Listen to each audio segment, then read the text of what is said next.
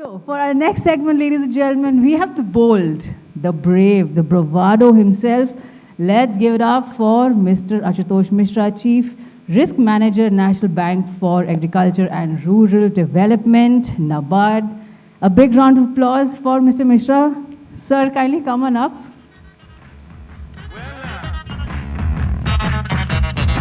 I must admit, I can't explain. Sir, are you all set? Born set, fantastic. Sir, our question to you is, for which we want short, super brief, non-tech advice on. Sir, how has being a risk management guru professionally helped you champion the risks in life?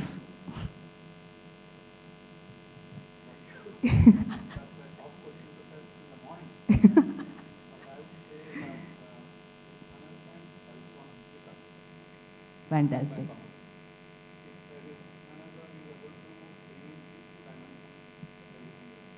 Absolutely amazing, sir. I mean, what a brilliant answer. Practicality and common sense, if that is the start of the segment. Ladies and gentlemen, can you imagine how this session is going to be? Mishra, sir, stage is all yours. Thank you so much. Thank you. So, good morning to all of you. And I'm really happy that I have an opportunity to speak to all of you. I normally don't like to start with any riders, but I think I would do that this time. This is a BFSI IT summit, but IT is not what normally it is expanded to. It is innovation also. In the I part, I stands for innovation. And then obviously, what I would like to say is that I am not a tech man. I am basically a risk manager who would like to look at things from an enterprise perspective. And as you know, technology and risk management are always complementary. And from that perspective, I would like to bring in a common sense perspective, a colloquial perspective, rather than a technical perspective. So I would like and request you to bear with me. Second thing I would like to say is that whatever I am saying here would be what I understand as a risk manager, and not in terms of my official position, which is that of the Chief Risk Manager, NABARD. So whatever I will be talking here would be from a risk manager's perspective and how a risk manager looks at the entire things as far as the innovation and technology part is concerned, and as far as the theme is concerned. So thank you. I thought I will give this to riders before we start proper.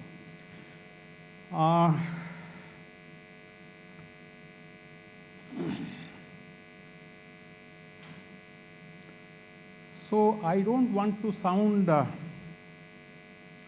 as if calamity is on the anvil, but the important part is that wherever somebody looks at the newspapers, the TV headlines, etc., cybersecurity breaches, cybersecurity events are always hogging the headline. Here I have tried to bring in two things. One is a collage of international newspapers which talk about the cybersecurity events which has happened.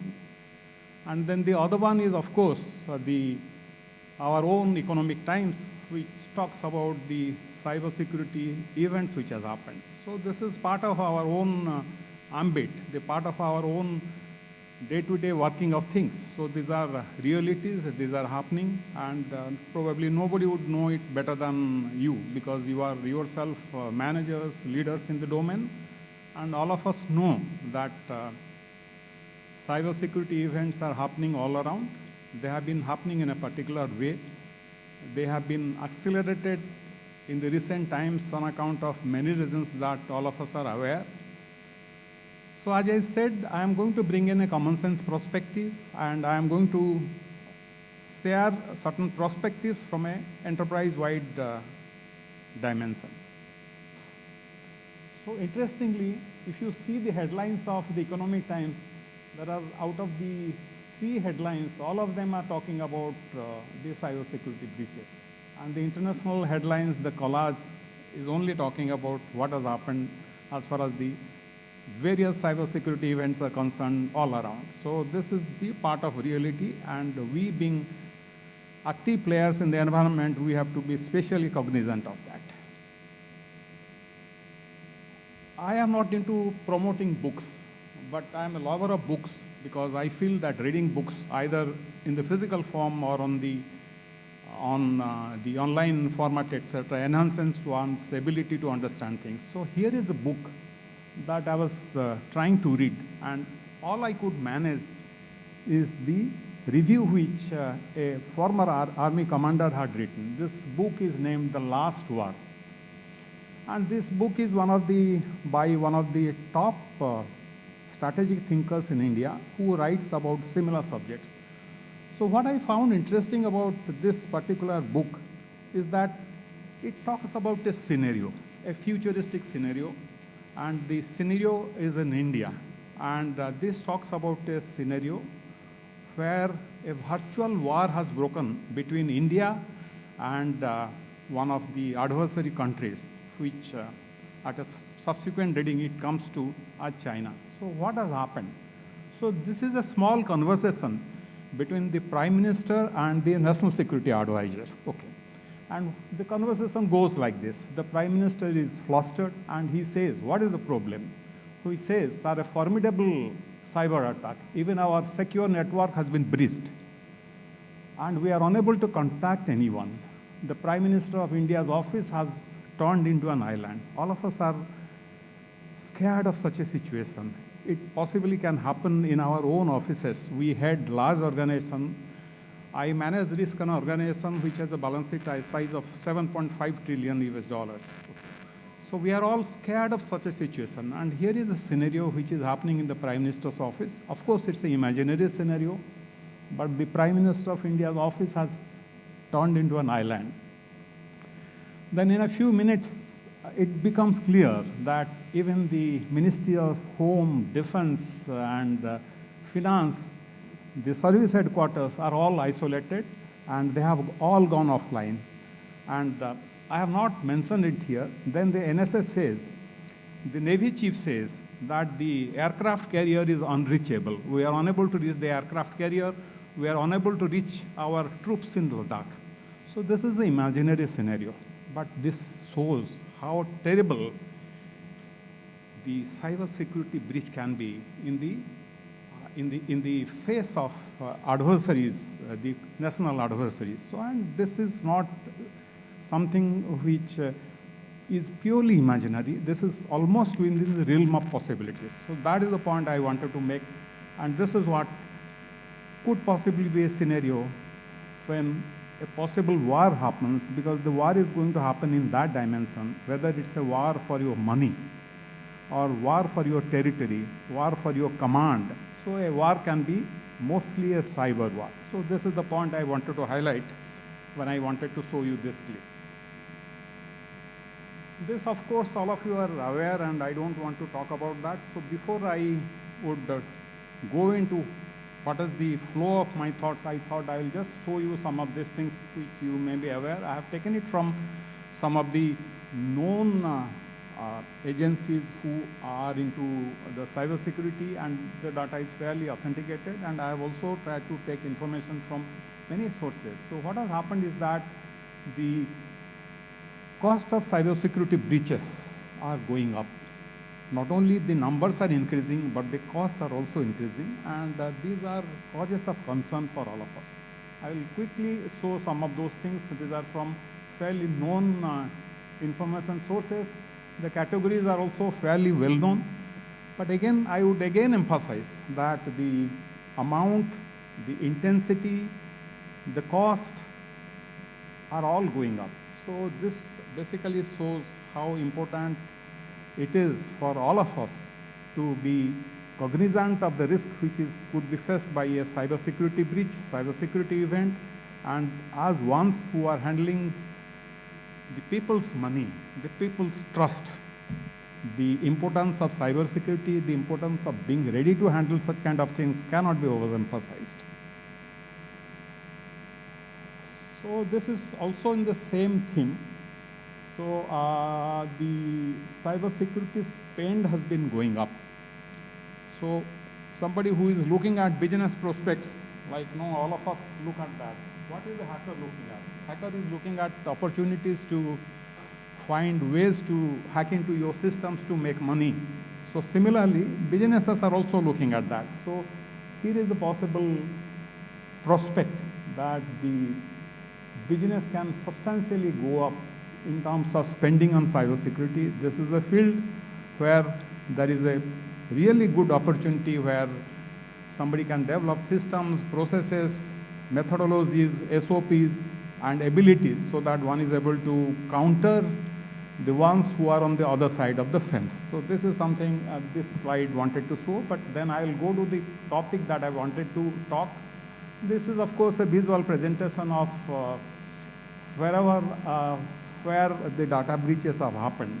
A quick look at this would show that this also includes many of the Indian corporates and, of course, the global entities and the biggest of them. And these are the ones where these breaches have happened, the varieties which has happened in terms of either it is phishing or social engineering criminal attacks, malicious insiders. These are various kinds of attacks which has happened.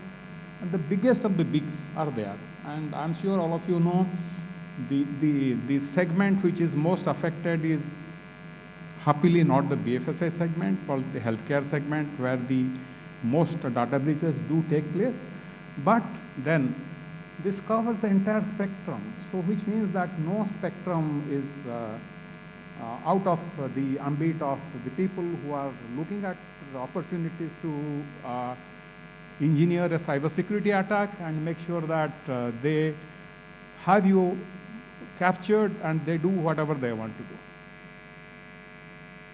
So this is something that I wanted to talk about, and I thought that before I delve into the topic proper, I will just try to give you a visual flavor of the things that cybersecurity events and cybersecurity breaches do mean for us.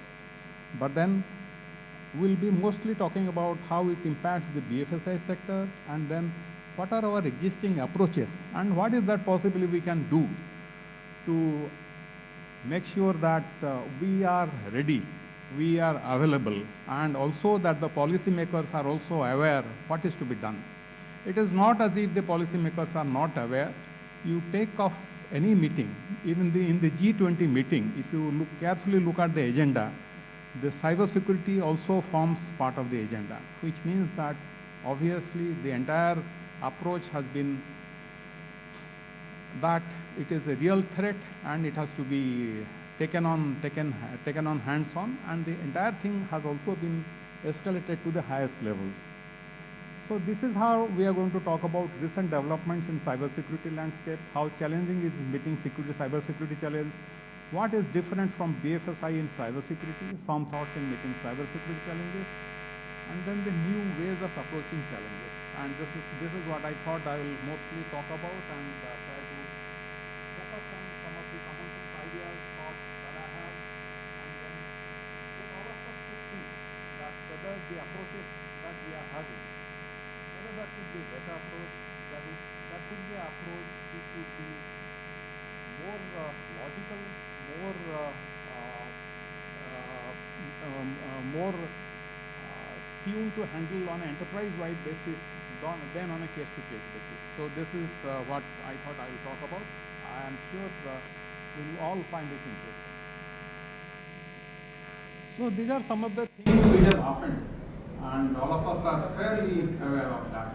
First thing is that this is a general thing, the digitization of the society. So this has happened in many dimensions, whether in terms of my personal space, in terms of my office space, everything has become digitized. I'd like to give an example. And one example is that for a very, very long time, I've been working in the field for a fairly long time, and it has been, I think, more than a decade and a half when most of the approvals that I'm allowing would be either from my laptop or even from mobile. When my direct reportee would like to go on a leave or has his bill to be passed, I don't have to look at a physical paper or give an approval. I am able to do it through an app in my mobile, or I am able to do it through either my laptop or iPad. So because on an official plane, everything has become digitized. But leaving that aside, leaving that for people like us, what has happened is that in many other ways, our personal lives are also become entirely digitized. All our things are connected. When a telephone call comes, it comes in your watch. You can take the call. You can get your watch to do so many things. So all our devices are connected. So the IoT has become a thing for real. Okay. So this is how things have happened. And then deeper foray into financial inclusion. What has happened is that financial inclusion has taken many uncharted segments into the digital path, and that has also exposed the many uninitiated people into this kind of digital gaps. Then work from home has happened. It has become a big way of doing things. So what has happened is that people are working from home, and there are issues which come when you work from home, and then securing the lines, databases, etc. is a big challenge. And then I talked about the online nature of our lives and interconnected and branching it to cloud. This is also one of the major aspects which has happened. Now we'll talk about BFSI. So the stakeholders are very different in BFSI because the stakeholders are very, very different. We have a large number of stakeholders who would be very badly affected if anything goes wrong. The regulator is also a stakeholder, and then the segment is highly leveraged. So what happens is that if anything happens in the BFSI segment, it can possibly impact many things. Okay. The touch points and surfaces are too many. What happens is that since I have a large number of customers, the customers could be handling business out of a mobile. So what would be happening is that the surface goes off. The regulatory requirements are very different, and the regulatory actions could be very severe, both in terms of reputation and implication. And the entire economy is interconnected. If one thing goes bad, one thing goes bust, it can possibly impact the entire economy. So this is how the BFSI segment is very, very different, and that is how cybersecurity takes a special dimension here. This is something that I would like you to ponder about. It's not a technical issue, but a management issue. So we cannot handle cybersecurity only from a technical perspective. So cybersecurity is, operations are only as secure as its weakest link. Every link in supply chain must be evaluated for its vulnerability. Primary determinant for partner, cybersecurity resilience and exposure. We do take many partners, so we'll have to take care of that. And then industry standard security ratings to become important tools for evaluation and assessment for collaboration. This is something that I would always like to emphasize. This approach, building walls and around corporate systems which must be defended at all costs, this is not something which is going to work because the entire thing has changed. Cloud, IoT, ubiquitous computing has become the reality. So building walls will not work. So we have to shift from firewalls, antivirus software, patching policies. So we have to start from the premises that our company's success is based on reputation, manifestation of trust others have in your offering. That is what we need to protect. So this is a graphical presentation of what I said. Can I endanger all these things? Can I endanger my product, services, and data? Can you endanger trust in those core offerings? I have a certain core offering. Can I endanger that? The simple answer is no, I cannot do that. So this is what I would like to say. This is my final submission. This is how we need to handle that. Holistic understanding of impact implications. Risk managers always talk about impact. Risk management say possibility and impact. That is a skill that risk managers work on. And the impact, as far as this is concerned, we need to look at impact. Expansion of penalties only beyond breach. Only breach and loss is not the only things. Possible breach can also be very calamitous. So we will have to look at that. So legal obligations. What has happened is that because of various acts, the legal obligation of CFOs, CROs has gone up. Similarly, the legal implications for CISO, if it is expanded, then possibly it could bring in certain additional responsibilities, and CISO can take care of those things. Board representation. I'll tell you one thing. At one point of time, people like me, risk heads, we used to work under the CFO. Now we directly report to the board. Possibly a time has come when the CISO can report to the board. There can be a board representation. And the approach has to be enterprise-wide approach against a technical approach. You cannot handle cyber security from a patch policy approach or those kind of approach. It has to be enterprise-wide approach so that it can be successful. So these are some of the things that I would say this requires a paradigm shift, and this is the way that we need to handle to take care of the challenges. So this is what I had to say. Probably I rushed a little bit, but thank you for the patient hearing, and thank you so much. I hope we would have certain insights which help us to know things much better and take up the issue in a way that helps us to handle the cybersecurity challenges in a much more comprehensive and in an enterprise-wide way. Thank you so much. Fantastic. Ladies and gentlemen, a big round of applause for Mishra sir. Mishra sir, that was absolutely amazing. And what a story right there. My God, it seemed like an episode of Crime Patrol or Savdhan India. But trust me, 5 minutes of me losing internet and I also start feeling like an island. Thank you, sir. What an absolute pleasure to have you. Thank you so much again, sir. Thank you. Well,